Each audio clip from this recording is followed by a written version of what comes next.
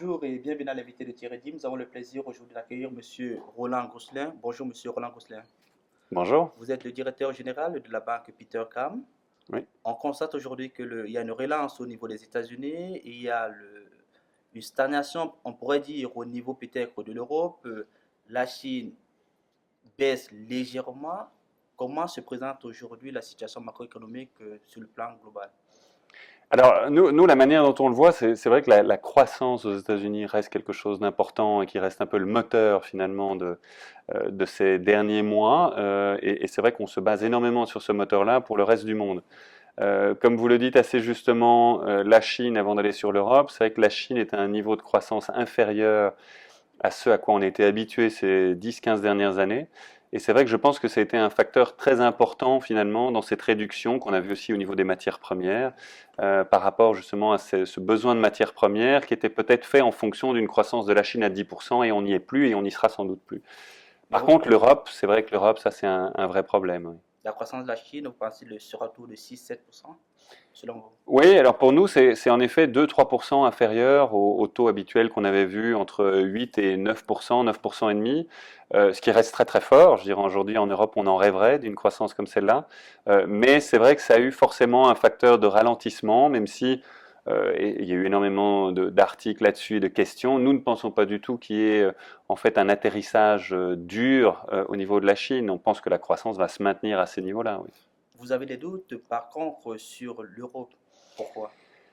Oui, alors le gros problème de l'Europe, en fait, parce que c'est vrai que nous aussi, en tant qu'investisseurs et en tant que, puisque finalement notre métier c'est d'investir au niveau des marchés, ce qu'on voit c'est que les marchés européens ont énormément rebondi ces derniers temps, mais en même temps c'est pas forcément grâce à la croissance des résultats des entreprises ni à la croissance in globo des économies.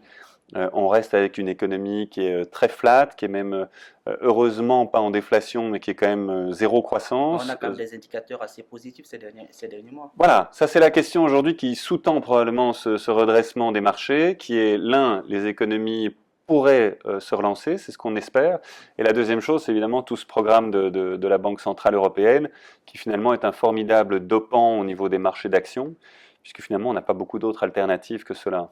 Mais comme alternative, on aurait dû peut-être faire des réformes structurelles. Voilà, alors la question justement, quand on arrive dans l'aspect économique, les réformes structurelles, quand on sort de cette crise qui est pratiquement de 7 à 8 ans, donc qui est quand même une crise relativement longue, à plusieurs étapes, on a cru pouvoir en sortir assez facilement. Le résultat, c'est que finalement, on voit qu'aujourd'hui, beaucoup de réformes structurelles n'ont pas été faites. Et je pense que les seuls qui ont fait vraiment des réformes structurelles sont ceux qui ont beaucoup souffert de cette crise. Très récemment, justement, on prenait à partie des investisseurs français et allemands en disant vous n'avez pas connu la crise en soi.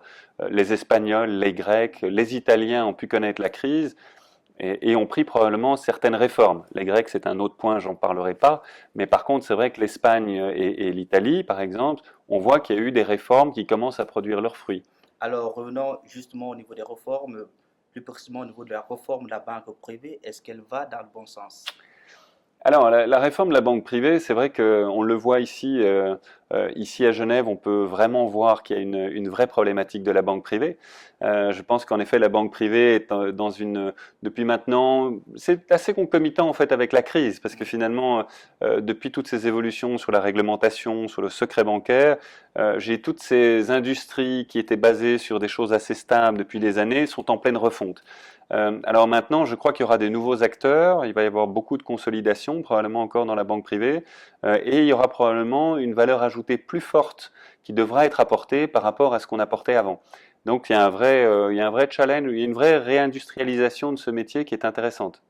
Alors pour celui qui investit peut-être son argent, il y a beaucoup de questions qui se posent parce que par exemple, on observe quand même que les taux sont très très bas ces derniers Ouais. temps. Est-ce que ça pousse encore à l'investissement?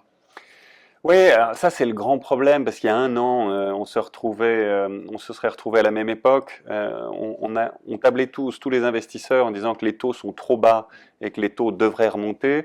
Le résultat, c'est que les taux sont encore beaucoup plus bas. On a eu une année 2014 au niveau obligataire absolument extraordinaire. Les performances sur les marchés obligataires ont été très impressionnantes. Le problème aujourd'hui, c'est qu'on a des taux quasiment nuls. Alors, ceci est positif pour l'économie d'un côté, ceci est positif pour les entreprises qui s'endettent à un coût quasiment nul, et donc c'est positif pour les rendements et les dividendes des actions. Et on le voit en fait finalement aujourd'hui, les gens vont chercher du rendement, parce que sur l'obligataire, ils n'en trouvent plus. Le taux sans risque n'est plus rémunérateur de rien. Donc c'est vrai qu'aujourd'hui, pour nous, l'alternative, ce sont les marchés d'actions. Ça a été un peu les marchés immobiliers aussi, mais qui en 2014 ont explosé littéralement parce qu'il y avait des rendements très forts. Donc aujourd'hui, on est vraiment dans une logique finalement qui est de dire que les actions sont les plus grands bénéficiaires de ces réformes actuelles, des taux très bas, de rendements qui sont corrects. Et si en plus on a de la croissance, à ce moment-là, la croissance des marchés ces derniers jours pourrait perdurer encore pas mal de temps. Alors, est-ce qu'il y aura croissance ou pas? Grosse question. Nous, on tape sur un scénario de croissance. Donc aujourd'hui, on pense qu'en effet, le mouvement qui est lancé maintenant devrait être générateur de croissance. On ne va pas aller vers une décroissance en Europe plus forte que ce qu'on a eu maintenant. On ne pense pas du tout à un scénario de déflation au niveau de l'Europe, même si on a évoqué ça dans nos différents scénarios. Aujourd'hui, on pense que la croissance va revenir. Oui, elle doit revenir. Merci, Monsieur Roland Gosselin, pour ces explications. Quant à vous, nous vous donnons rendez-vous très prochainement avec un nouvel invité. Au revoir. Au revoir.